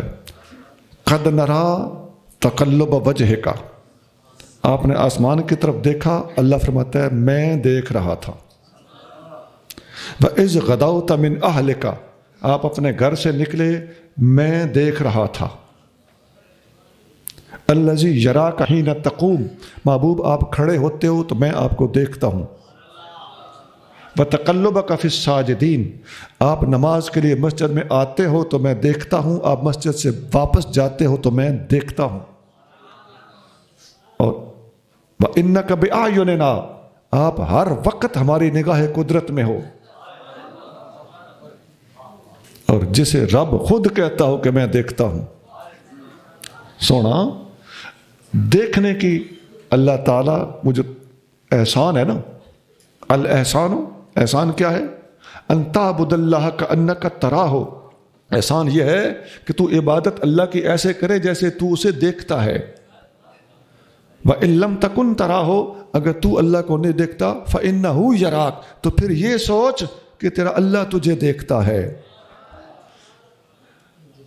تو کأنک تراہ، جیسے تو اللہ کو دیکھتا ہے، وَكَأَنَّهُ يَرَاكَ، یا پھر جیسے وہ تجھے دیکھتا ہے۔ لیکن نبی پاک کی باری آئی تو یہاں جیسے والی بات نہیں ہے، اللہ بالفعل دیکھتا ہے۔ محبوب آپ کو یہ فکر، یہ تصور، یہ مراقبہ احسان کرنے کے زحمت اٹھانے کی ضرورت ہی نہیں، ہم آٹومیٹکلی خود بخود آپ کو دیکھتے ہیں۔ اللہ تعالیٰ ویسے ہی دیکھتا ہے ہر کسی کو۔ دیکھنے سے مراد کیا ہے؟ محبت کی نگاہ سے دیکھنا۔ جنہیں اللہ دیکھتا ہو نا، فقیروں کا یہ جو مراقبہ ہے نا، مراقبہ احسان، اس کی یہ دونوں مخالف جہتیں ہیں۔ یا تو ہر وقت اس فکر میں رہو کہ اللہ میرے سامنے ہے، میں اللہ کو دیکھ رہا ہوں۔ حدیث میں یہی ہے نا کہ جیسے تم اللہ کو دیکھتے ہو. یہ مراقبہ عاشقوں کا مراقبہ ہے. کن کا مراقبہ ہے؟ بھائی جو محبوب کو دیکھے تو دیکھنے والا کون ہوتا ہے؟ عاشق. اور اگر یہ مراقبہ ہو کہ میرا محبوب مجھے دیکھتا ہے، اللہ مجھے دیکھتا ہے، تو اب جس کو دیکھا جا رہا ہے محبوب تو وہ ہوتا ہے نا، دیکھنے والا محب ہوتا ہے. جب بندہ اللہ کو دیکھے تو یہ ہے بندے کا عاشق اور محب ہونا، اور جب اللہ بندے کو دیکھے تو یہ ہے اللہ کا محب ہونا اور بندے کا محبوب بن جانا. اور جب اللہ اپنے محبوب کو دیکھتا ہے تو حضور کے مراقبے اور کسی فکر اور تصور کے بغیر ہی اللہ دیکھتا ہے. تو یہ محبوبیت کا آخری درجہ ہے. تو چے دانی راز کہ غافلی. معاملہ کچھ اور ہے. حضور کی امت کے راہ میں ٹانگیں اڑانا اور غیر ضروری راہوں پہ ڈال دینا، یہ معتزلہ سے کام شروع ہوا تھا. آج تک ان کے پیروکار اور ان کے گھسی پٹی راہوں پہ چلنے والے، ان کے دم ابھی تک یہ اپنے بال بکھیر رہے ہیں. اللہ تعالیٰ ان کے شر سے مسلمانوں کو محفوظ رکھے. معاملہ اور ہے عزیزم. اللہ اصل مقصود کی طرف بڑھنے کی توفیق عطا فرمائے. یہ جب آقا نکل رہے تھے تو اس میں جو قرآن نے لفظ بولا من اہل کا، آپ اپنے اہل کے پاس سے نکلے. وہ اہل کون تھے؟ قال سائر المفسرین ہو یوم احد. تمام مفسرین نے لکھا ہے کہ یہ جنگ احد کی بات ہے. اور قال مجاہد غدا رسول اللہ صلی اللہ علیہ وآلہ وسلم من منزل عائشہ رضی اللہ عنہا. نبی کریم صلی اللہ علیہ وسلم اما عائشہ صدیقہ کے دولت خانے سے، منزل سے اور حجرے سے نکلے تھے، اور اما عائشہ صدیقہ کو اہل کہا گیا ہے اس آیت کے اندر. یہاں جنگ احد کے متعلق چند باتیں بیان کرنا ضروری ہے. قرآن شریف میں بہت ساری جنگوں کا ذکر ہے. جنگ بدر کا ذکر ہے، جنگ احد کا ذکر ہے، جنگ خندق کا ذکر ہے، جنگ حنین کا ذکر ہے، جنگ تبوک کا ذکر ہے، فتح مکہ کا ذکر ہے، جنگ خیبر کا ذکر ہے، صلح حدیبیہ کا ذکر. 7 جنگیں اور ایک صلح. اس کو بھی بعض علماء نے غزوہ حدیبیہ لکھا ہے. تو گویا 8 غزوات کا تذکرہ قرآن شریف کے اندر کافی تفصیل سے موجود ہے. اور ان آیتوں کے تحت اگر آپ حدیثیں لے آئیں اور سیرت کی صحیح کتابوں میں سے صحیح سند کے ساتھ جنگ کے واقعات لے آئیں، خدا کی عظمت کی قسم صحابہ کرام کی حضور کے اوپر قربانیاں آپ کو چمکتی ہوئی نظر آئیں گی. اور پھر انشاءاللہ تعالیٰ آپ کو کسی قسم کے افتراق کا سامنا نہیں کرنا پڑے گا. آپ کو سمجھ آ جائے گی کہ تمام صحابہ کرام نے نبی پاک پر اپنی جانیں کس طرح نچھاور کی. پھر آپ کو نظر آئے گا کہ ابو بکر و عمر نے کیا کارنامے سر انجام دیے، عثمان و علی نے کیا کارنامے سر انجام دیے، عشرہ مبشرہ نے کیا کارنامے سر انجام دیے، سعد بن ابی وقاص نے کیا کر کے دکھایا، زبیر بن عوام نے کیا کر کے دکھایا، طلحہ اور ابو طلحہ نے کیا کچھ کر کے دکھایا، محمد بن مسلمہ نے کیا رنگ دکھائے. اس آیت میں چونکہ جنگ احد کا تذکرہ ہے تو سن لیجئے. جنگ احد کا تذکرہ قرآن شریف میں کئی مقامات پر موجود ہے. نمبر 1 آل عمران 139 سے لے کر 143 تک. نمبر 2 آل عمران آیت نمبر 152. نمبر 3 آل عمران آیت نمبر 169 169. اس جنگ میں نبی کریم صلی اللہ علیہ وآلہ وسلم کے صحابی حضرت مصعب بن عمیر، بولیے کیا نام ہے؟ جنگ کا فوج کا جھنڈا ان کے ہاتھ میں تھا. قاتل مصعب بن عمیر دون رسول اللہ صلی اللہ علیہ وآلہ وسلم. مصعب بن عمیر نے رسول اللہ صلی اللہ علیہ وسلم کی جگہ پر اپنی جان قربان کی. ومعه لواؤه حتی قتل، ان کے ہاتھ میں جھنڈا تھا حتیٰ کہ وہ شہید ہو گئے. وکان الذی قتله ابن قمعۃ اللیثی، ابن قمع لیثی نے ان کو شہید کیا تھا. وَهُوَ يَظُنُّ أَنَّهُ رسول اللہ صلی اللہ علیہ وسلم، اس کا خیال تھا کہ میں نے معاذ اللہ رسول اللہ صلی اللہ علیہ وسلم کو شہید کیا ہے. تو فرجع الی قریش، وہ حضرت مصعب کو شہید کر کے اپنے ساتھیوں کے پاس جا کے کہنے لگا کہ میں نے محمد صلی اللہ علیہ وسلم کو معاذ اللہ کہنے لگا شہید کر دیا ہے، حالانکہ وہ حضرت مصعب بن عمیر تھے.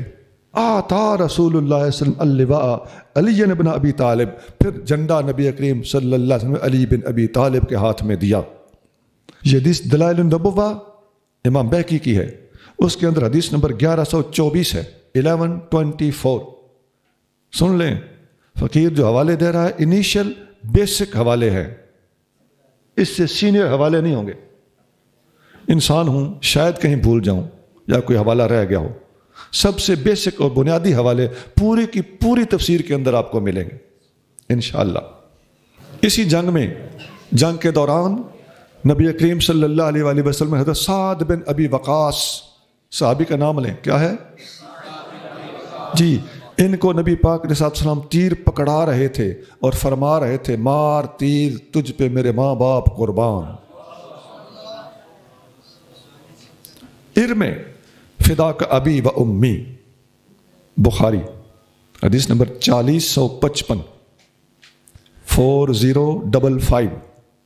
حضرت قیس رضی اللہ تعالیٰ عنہ فرماتے ہیں رأیت ید طلحة شلا وقع بها النبی صلی اللہ علیہ وسلم یوم احد، کہ حضرت طلحہ رضی اللہ تعالیٰ عنہ حضور کریم صلی اللہ علیہ وسلم کے پاس جنگ احد میں کھڑے تھے، دشمنوں کا تیر دور سے آتا ہوا نظر آنے لگا، وہ تیر سیدھا حضور کی طرف آ رہا تھا، حضرت طلحہ نے آگے بڑھ کے اپنا ہاتھ بڑھا کر تیر اپنے ہاتھ پہ جل لیا، ساری زندگی کے لیے ہاتھ ان کا خشک ہو گیا، ہاتھ شل ہو گیا، لیکن اپنے محبوب کو اپنے ہاتھ کے ذریعے سے بچا لیا۔ بچانے والا اللہ ہے، خدمت گزاری کی بات کر رہا ہوں۔ اچھا، یہ جو میں نے تھوڑی سی وضاحت کی ہے، آپ بوجھو کیوں کی؟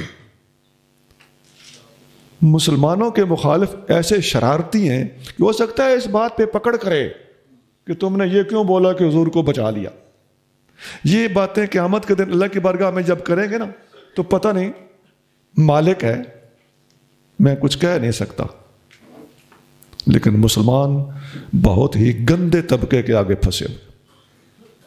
اللہ تعالیٰ مجھے اور آپ کو بے جا قسم کی فتویٰ بازیوں سے محفوظ رکھے۔ سیدھا سیدھا مطلب ہوتا ہے، ہمیں ساتھ کوئی نہ کوئی وضاحت کرنا پڑ جاتی۔ آگے چلیے، حضرت جابر بن عبداللہ رضی اللہ عنہ فرماتے ہیں کہ ایک آدمی نے نبی کریم صلی اللہ علیہ وسلم سے احد کے دن عرض کیا، یا رسول اللہ آپ کیا فرماتے ہیں، اگر میں اللہ کی راہ میں قتل ہو جاؤں تو میرا ٹھکانہ کہاں ہے؟ آپ نے فرمایا جنت۔ ان کے ہاتھ میں کھجوریں تھیں، انہوں نے کہا یہ پڑی ہیں کھجوریں۔ جا کے حملہ کیا، دشمنوں کو تہس نہس کیا، اور اسی بے تحاشا جنگ کے دوران اپنی جان آفرین کے سپرد کر دی۔ بخاری حدیث نمبر 4046 4046، مسلم میں بھی ہے۔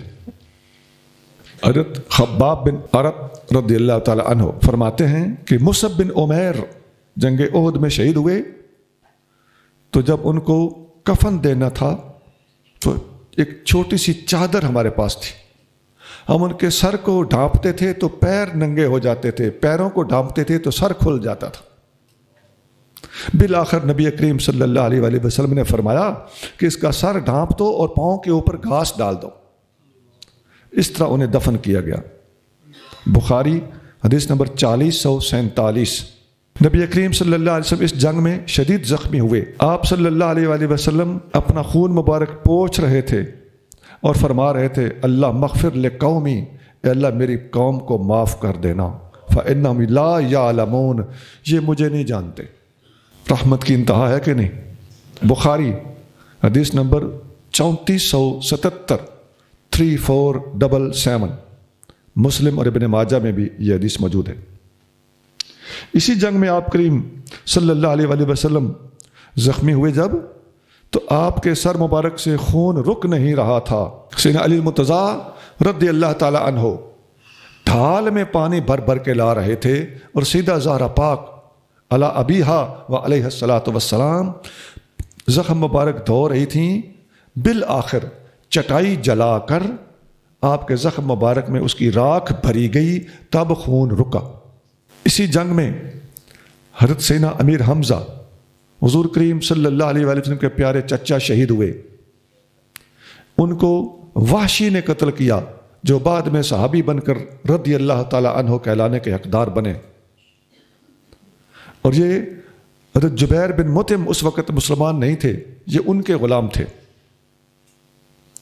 اور حضرت جبیر نے اس وقت حالت کفر میں ان سے کہا تھا کہ اگر تم نے حمزہ کو شہید کر دیا تو میں تمہیں آزاد کر دوں گا۔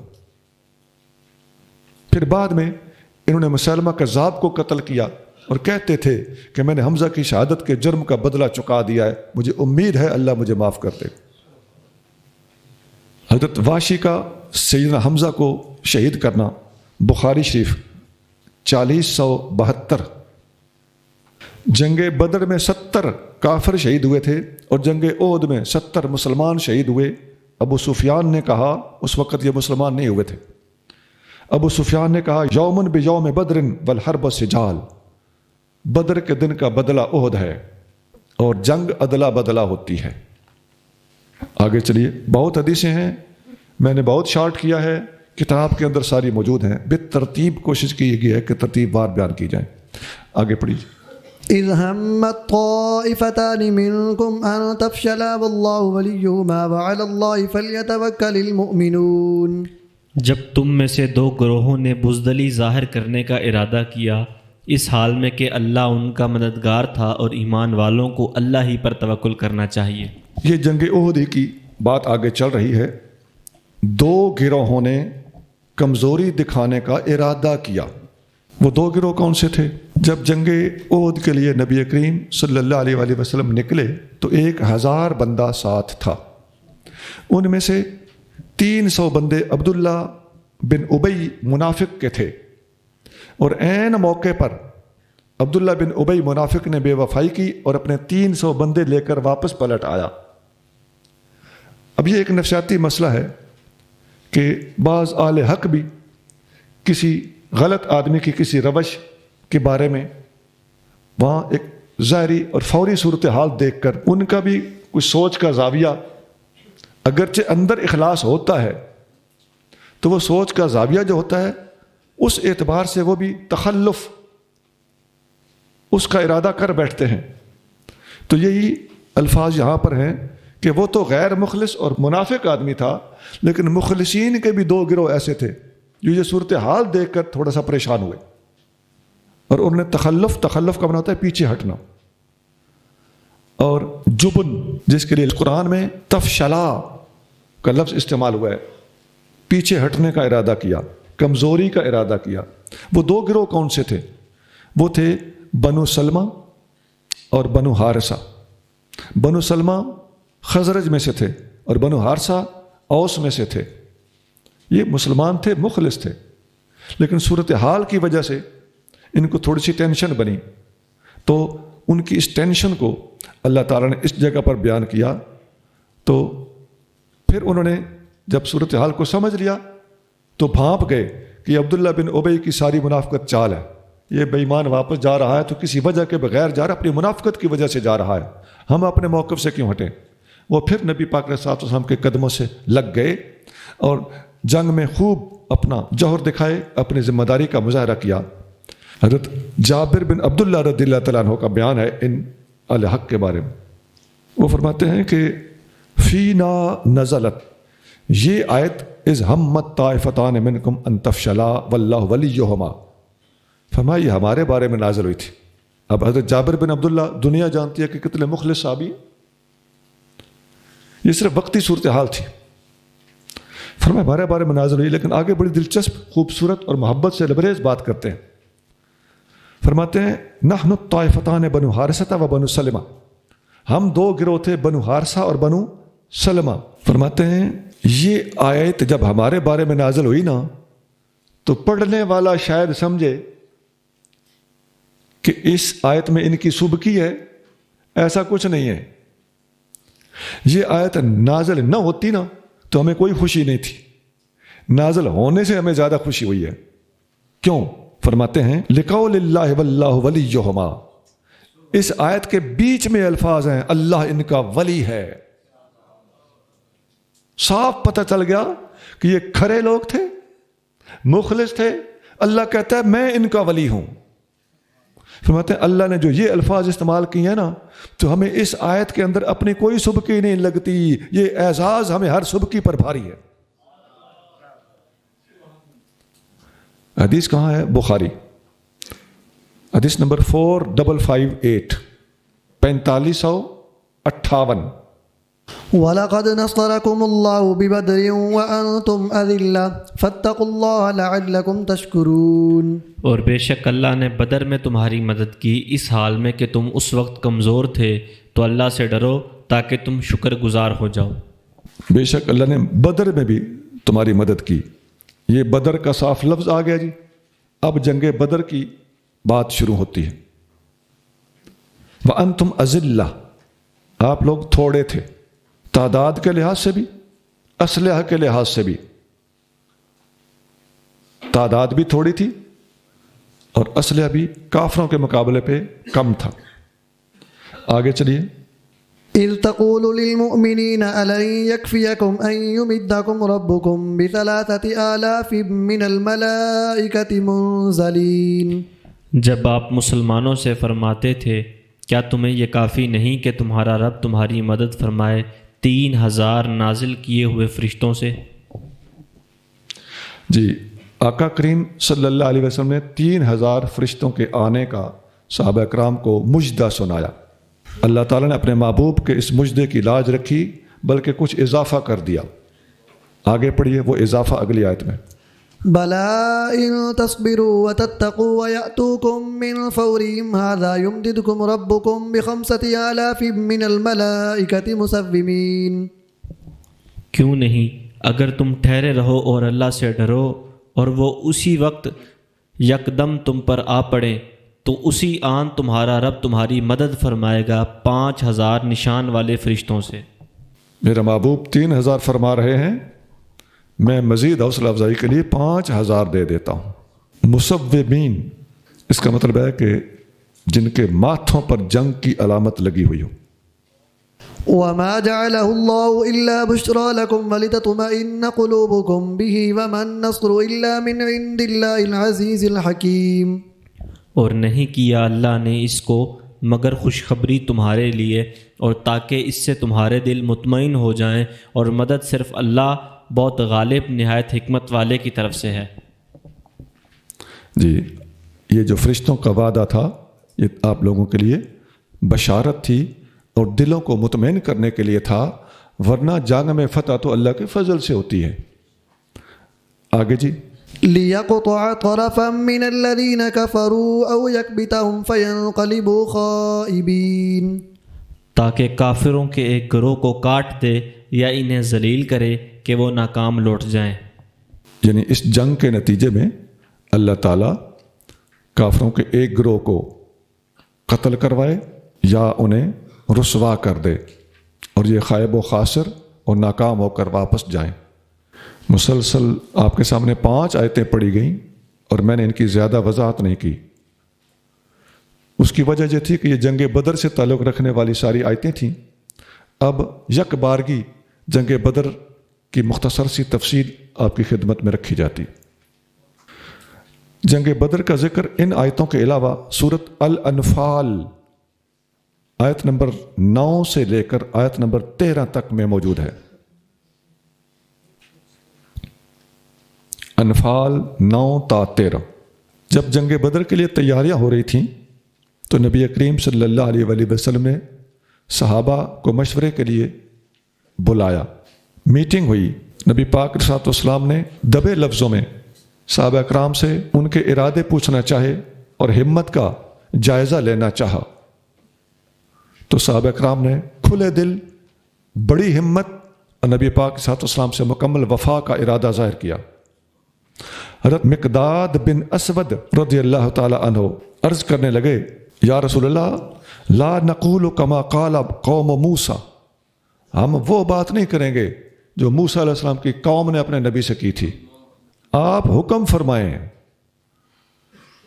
موسیٰ علیہ السلام کی قوم نے کہا تھا اذهب انت وربک فقاتلا، آپ جاؤ اور آپ کا رب جائے جا کے دشمن سے جنگ لڑو، ولیکننا نقاتل عن یمینک وعن شمالک وبین یدیک وخلفک، یا رسول اللہ ہم آپ کے دائیں طرف بھی جنگ کریں گے، بائیں طرف بھی جنگ کریں گے، آگے بھی جنگ کریں گے، پیچھے بھی جنگ کریں گے۔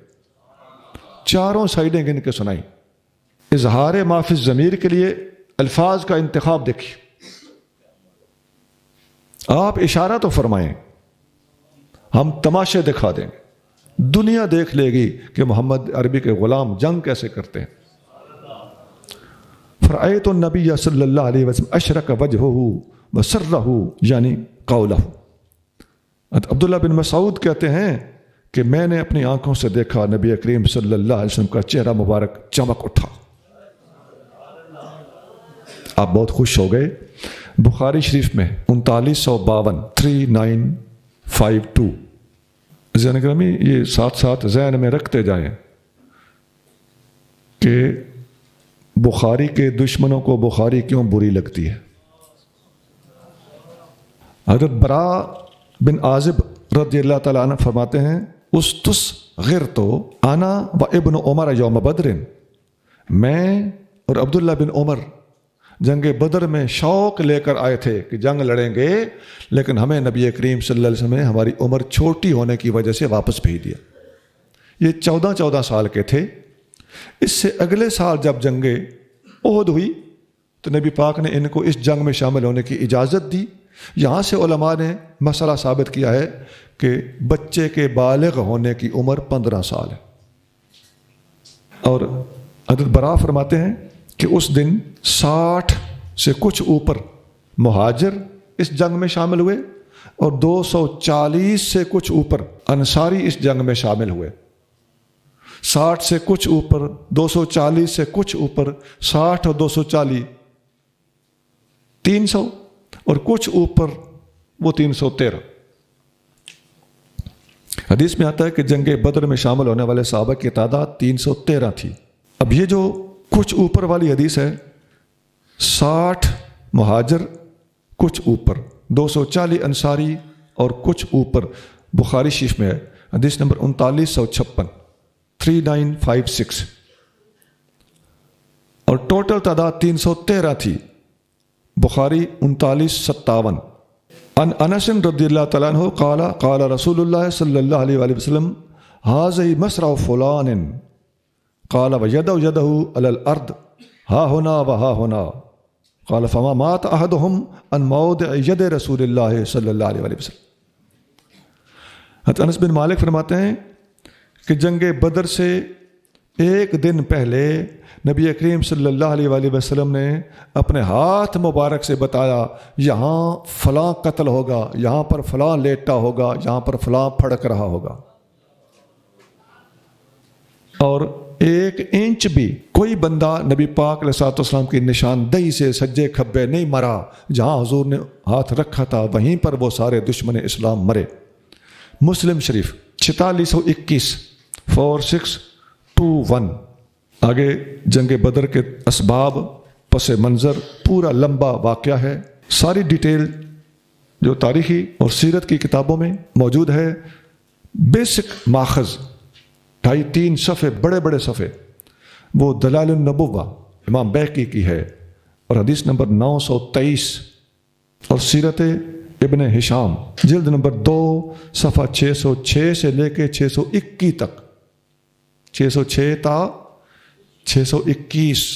یہ چونکہ اتنا لمبا مضمون ہے اس لیے میں آپ کو صرف حوالہ دکھا رہا ہوں تاکہ اس کے 15 صفحے آپ کو کیسے لکھواؤں، لیکن انیشل اور بیسک ماخذ یہی ہے۔ آگے سنیے، نبی کریم صلی اللہ علیہ وآلہ وسلم کے لیے ایک عرشہ تیار کیا گیا۔ فکان فیہ، نبی کریم صلی اللہ علیہ وسلم اس کے اندر موجود تھے، و ابو بکر رضی اللہ عنہ ما معہما غیرہما، ایک حضور تھے اور ایک ابو بکر صدیق تھے، آپ دونوں کے علاوہ ان دونوں کے ساتھ اور کوئی موجود نہیں تھا۔ یہ دلائل النبوہ حدیث نمبر 941، امام بیہقی 941۔ جو کہتے ہیں نا جنگ بدر میں کہاں تھے، یہ یہاں تھے۔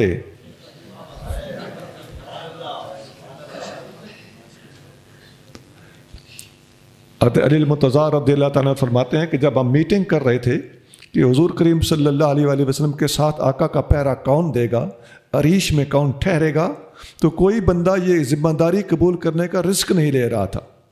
حتیٰ قام ابو بکر شاہرا سیفہ، حتیٰ کہ ابو بکر صدیق اپنی تلوار لہراتا ہوا کھڑا ہوا۔ یہ ابو بکر تلوار لہراتا ہوا اٹھا. مجمع الزوائد حدیث نمبر 14333 14333. یہاں آپ مولا مرتضیٰ فرماتے ہیں فہذا اشجع الناس، ابو بکر تمام لوگوں میں بڑا بہادر ہے. اسی حدیث کے الفاظ ہیں.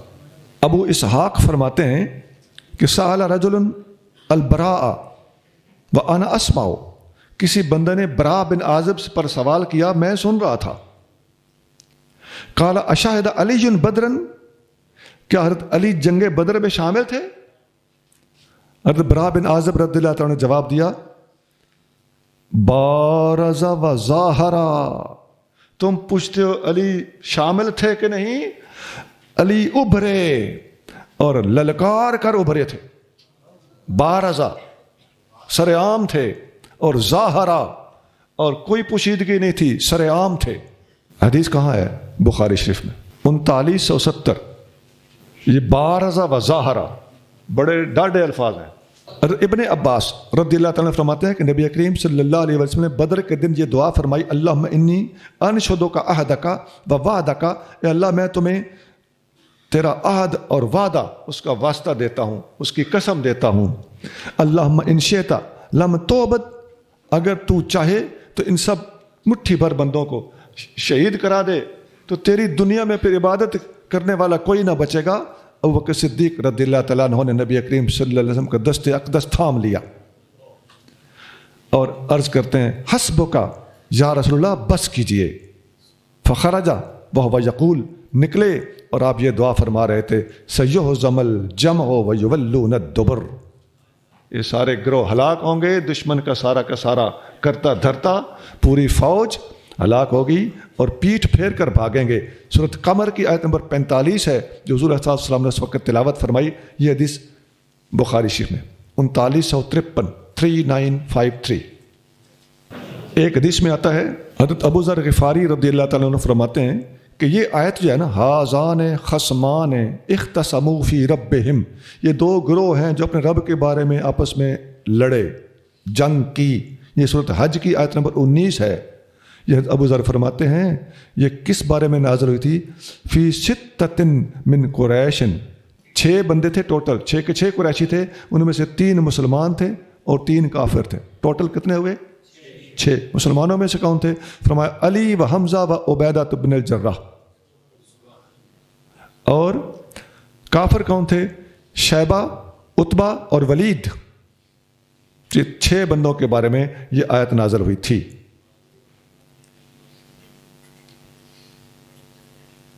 بخاری 3966، بخاری 3966، مسلم میں بھی ہے، ابن ماجہ میں بھی ہے. سیدنا علی مرتضیٰ رضی اللہ تعالیٰ عنہ اسی آیت کو پڑھ کے فرمایا کرتے تھے، یہ بخاری مسلم حدیث ہے. آپ فرمایا کرتے تھے کہ قیامت کے دن ان قریشیوں کے خلاف سب سے پہلے میں مقدمہ پیش کروں گا جنہوں نے میرے محبوب کو پریشان کیا، دکھ دیے. جنگ احد کی طرح یہاں بھی بہت حدیثیں ہیں. جی تھوڑا سا اور آگے چلتے ہیں. انس بن مالک روایت کرتے ہیں کہ نبی کریم صلی اللہ علیہ وآلہ وسلم نے فرمایا کہ جاؤ کوئی بندہ دیکھو ابو جہل کا کیا بنا. آپ کو اطلاع دی گئی. ابن مسعود رضی اللہ عنہ نے آ کے بتایا یا رسول اللہ افرا کے 2 بیٹوں نے، نوجوان بچوں نے ابو جہل کو قتل کر دیا ہے. اسلام کے سب سے بڑے دشمن کا قاتل کون؟ افرا کے 2 بیٹے. بخاری 3963 3963. امیہ، ابو جہل کے بعد سب سے بڑا دشمن امیہ تھا، امیہ بن خلف. اس کا قاتل کون؟ حضرت بلال حبشی. چند بندے اور ساتھ انصاری. حدیث کہاں ہے؟ بخاری 2301. حضور کے باغ کے پھولوں کی الگ الگ خوشبو ہے، الگ الگ رنگ ہے. جنگیں پڑھو تو تمہیں پتہ چلے کس نے کس جنگ میں کیا کیا کارنامہ سر انجام دیا. اور کسی کے کارنامے آپ دیکھ رہے ہیں چھپائے نہیں جا رہے. کیا شان ہے ابو بکر صدیق کی جو حضور کے ساتھ ہے، کیا شان ہے علی المرتضیٰ کی جو قریشیوں کے مقابلے میں پہلے حلے میں اترا ہے، کیا شان ہے ان تمام پیاروں کی اس کی کیا شان ہے جس نے کہا تھا حضور کھل کے حکم کریں؟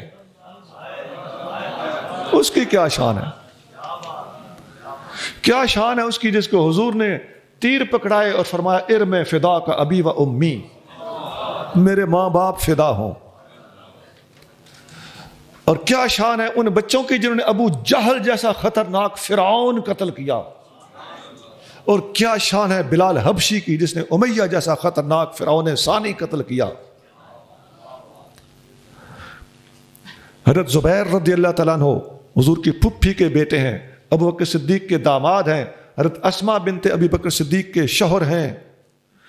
جنگ بدر میں عبیدہ بن سعید کافر لوہے کا لباس پہن کر مقابلے کے لیے اترا، حضرت زبیر نے اسے چاہ کے گپ دیا، اس کے اوپر چڑھ گئے اور نیزے کے ساتھ اس کے آنکھ کے اکھنے میں نیزہ یوں نشانے سے مارا کہ وہ ادھر ہی بھسم ہو گیا۔ اور دلچسپ بات، جب وہ قتل ہوا تو نبی کریم صلی اللہ علیہ وآلہ وسلم اس کا وہ جو لباس تھا ویسے بندہ کی جو خطرناکیاں تھیں واقعہ نے دیکھی ہوئی تھیں۔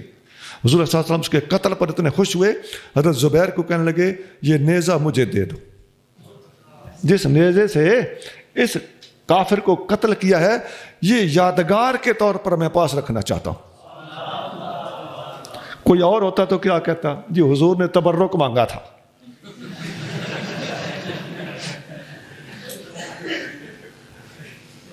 نہیں، حضور کسی سے ایسی چیز مانگے تو حضور کے لیے تبرک، حضور کے لیے کیا ہے؟ یادگار ہے۔ ادب ملے گا تو اہل سنت میں ملے گا۔ یہ نیزہ نبی کریم صلی اللہ علیہ وسلم کے بعد ابو بکر صدیق کے پاس رہا، ان کے بعد عمر کے پاس رہا، ان کے بعد عثمان کے پاس رہا، ان کے بعد حضرت علی مرتضیٰ کی آل کے پاس رہا، اور پھر عبداللہ بن زبیر کے پاس رہا، حتیٰ کہ عبداللہ بن زبیر شہید کر دیے گئے۔ یہ ساری بات کہاں لکھی ہے؟ بخاری 3998 3998۔ حضرت زبیر رضی اللہ تعالیٰ عنہ کی تلوار کی نشانی یہ تھی کہ اس میں فلہ یعنی اس کے اندر چوٹ پڑے ہوئے تھے، لڑ کے تلوار کے اندر چوٹ پڑے ہوئے تھے۔ بہن فلول من قراء الکتائب، اس پر شاعری ہوئی ہے باقاعدہ کہ میرے محبوب کے جانثاروں کی تلواروں کے اوپر چٹ پڑے ہوئے ہوتے تھے جنگیں لڑ کے۔ یہ حضرت زبیر کی تلوار کی بات ہو رہی ہے، اور یہ شعر بھی اور یہ ساری باتیں یہ بخاری میں ہیں 3973، بخاری 3973۔ اس نیزے کو اتنا متبرک سمجھ لیا گیا بعد میں، حضور نے تو یادگار کے طور پہ لیا تھا نا، اور بعد والوں کے لیے وہ تبرک تھا۔ انہوں نے اس نیزے کو ایک دوسرے سے لیا اور پیسے پیش کرتے رہے کہ 3000 مجھ سے لے لو اور یہ نیزہ مجھے دے دو۔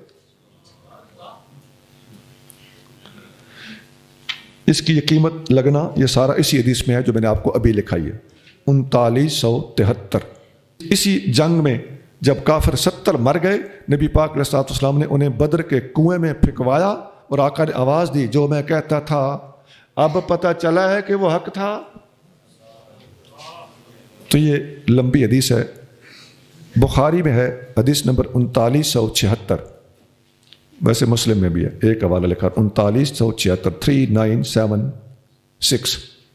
سیدنا علی المرتضیٰ رضی اللہ تعالیٰ عنہ فرماتے ہیں کہ رسول اللہ صلی اللہ علیہ وآلہ وسلم نے فرمایا کہ اللہ تعالیٰ اہل بدر کی طرف مطلع ہو کر ارشاد فرمانے لگا اعملوا ما شئتم، اے بدریو آج کے بعد جو چاہو عمل کرتے رہو، فقد وجبت لکم الجنہ وقد غفرت لکم، جنت میں نے تمہارے لیے واجب کر دیا، میں نے تمہاری مغفرت کر دی ہے۔ سبحان اللہ۔ بخاری حدیث نمبر 3983 3983۔ ایک اور حدیث سنیے، ان ابن عباس رضی اللہ تعالیٰ عنہ، عبداللہ بن عباس رضی اللہ تعالیٰ عنہ روایت کرتے ہیں ان النبی صلی اللہ علیہ وآلہ وسلم تنفل سیفہ ذوالفقار یوم بدر، نبی کریم صلی اللہ علیہ وآلہ وسلم نے مال غنیمت میں اپنی تلوار ذوالفقار حاصل کی تھی۔ ترمذی حدیث نمبر 1561 1561، ابن ماجہ 2808، مستدرک میں بھی ہے، اسنادہ صحیح، اس کی سند صحیح ہے۔ نبی کریم صلی اللہ علیہ وسلم نے قیدیوں کے لیے 400 درہم فدیہ رکھا کہ ہر قیدی 400 درہم فدیہ دے کر اپنی آزادی لے سکتا ہے۔ ابو داؤد حدیث نمبر 2691 2691۔ اما عائشہ صدیقہ رضی اللہ تعالیٰ عنہا روایت کرتی ہیں کہ جنگ بدر کے قیدیوں کو چھڑانے کے لیے جب ان کے پیچھے والوں نے، گھر والوں نے فدیہ بھیجا تو حضرت ابو العاص جو اس وقت تک ابھی مسلمان نہیں ہوئے تھے، نبی کریم صلی اللہ علیہ وسلم کے داماد تھے، تو اس زمانے میں ابھی تک ان سے اپنی بچیاں جدا کر دینے کے احکام نازل نہیں ہوئے تھے۔ ان کے ساتھ نکاحوں کا سلسلہ ابھی جاری تھا، جو پہلے نکاح موجود تھے وہ نکاح ابھی تک قائم تھے۔ یہ اس زمانے کی بات ہے۔ تو اس زمانے میں کوئی بھی کسی کا نکاح پڑھا دے، کوئی بھی کسی کے ساتھ اس کا نکاح تھا تو وہ نکاح قائم رہے، یہ چیزیں ابتدائی دور میں تھیں۔ تو آقا صلی اللہ علیہ وآلہ وسلم کے پاس آقا کی شہزادی سیدہ زینب نے اپنے شوہر ابو العاص کو چھڑانے کے لیے، اور پیسے تو نہیں تھے لیکن ایک ہار بھیج دیا۔ جب ہار بھیجا تو حضور صلی اللہ علیہ وسلم تشریف فرما ہے، صحابہ پاس موجود ہیں، قیدیوں کو چھوڑا جا رہا ہے، پیسے لیے جا رہے ہیں، یہ کام جس وقت رواں دواں تھا، تو اسی دوران وہ ہار آپ کے سامنے پیش کیا گیا کہ یہ ابو العاص کو چھڑانے کے لیے مکہ شریف سے ہار آیا ہے۔ آقا صلی اللہ علیہ وآلہ وسلم نے وہ ہار پہچان لیا کہ وہ خدیجۃ الکبریٰ کا ہار تھا۔ حضور صلی اللہ علیہ وسلم کی مبارک آنکھوں سے آنسو جاری ہو گئے، اور نبی پاک علیہ الصلوۃ والسلام نے صحابہ سے مشورہ کیا کہ اگر آپ لوگ کہو تو کیا مشورہ ہے؟ یہ میری پیاری زوجہ خدیجہ کی نشانی ہے، تو میری شہزادی نے یہ اپنے شوہر کو چھڑانے کے لیے ایک وفا کا نمونہ پیش کیا ہے، اگر کہو تو میں یہ ہار واپس کر دوں۔ تمام صحابہ نے بڑی خوشی سے عرض کیا حضور یہ کرم ضرور فرما دیجئے۔ تو آقا نے وہ ہار واپس کر دیا اور ابو العاص کو چھوڑ دیا گیا۔ یہ حدیث ابو داؤد میں ہے 2692، اور کئی کتابوں میں ایک حوالہ کافی۔ بہت کچھ ہے جی، جنگ بدر کے بارے میں ضروری اور مختصر باتیں آپ کے سامنے رکھ دی۔ اب ایک بات سن لیں، اینڈ پہ جا کے بھی یہ بات بتائی جا سکتی تھی لیکن میں ابھی بتا دیتا ہوں۔ نبی کریم صلی اللہ علیہ وآلہ وسلم نے ٹوٹل غزوات کتنے لڑے جن میں خود آقا بنفس نفیس شامل ہوئے، ان کی تعداد 27 ہے، 27۔ ان میں سے تمام غزوات کے نام بھی ہمارے پاس لکھے ہوئے موجود ہیں، انشاءاللہ جب چھپیں گے تو آپ دیکھ لیں گے۔ اور جتنے سریے آپ نے بھیجے، سریہ سے مراد وہ لشکر ہے جس میں آقا خود نہیں تشریف لے گئے اور کسی اور کو اس لشکر کا سردار بنا کے بھیجا۔ اما عائشہ صدیقہ فرماتی ہیں کہ جس بھی سریہ میں حضرت زید بن حارثہ کو بھیجا جاتا تھا، ضرور ہی زید بن حارثہ کو اس کا سردار اور امیر بنایا جاتا تھا۔ باقی کئی سریوں میں مختلف صحابہ اکرام سردار اور امیر بنائے گئے۔ سب سے پہلا سریہ جس کے سردار حضرت امیر حمزہ بنائے گئے۔ آپ دیکھتے ہیں امیر حمزہ کو امیر حمزہ کیوں کہا جاتا ہے؟ جہاں تک ہمارا مطالعہ کام کرتا ہے، واللہ عالم، ہو سکتا ہے ہم سے بہتر بات کسی کے پاس ہو، ہم نے یہی محسوس کیا ہے کہ امیر حمزہ رضی اللہ تعالیٰ عنہ سب سے پہلے سریہ کے امیر ہونے کی وجہ سے امیر کے لقب سے ملقب ہوئے۔ وہ سیف البحر کا سریہ تھا۔ باقی بھی صحابہ اکرام کسی سریہ میں کوئی، کسی میں کوئی امیر بنائے جاتے تھے، کسی میں صدیق اکبر، کسی میں فاروق اعظم، کسی میں مولا مرتضیٰ رضی اللہ تعالیٰ عنہم اجمعین، کسی میں دیگر صحابہ اکرام مختلف مواقع پر سریوں کے سردار اور امیر بنائے گئے۔ ٹوٹل سریے کتنے ہیں؟ 77۔ سبحان ربک رب العزت عما یصفون وسلام علی المرسلین والحمد للہ رب العالمین۔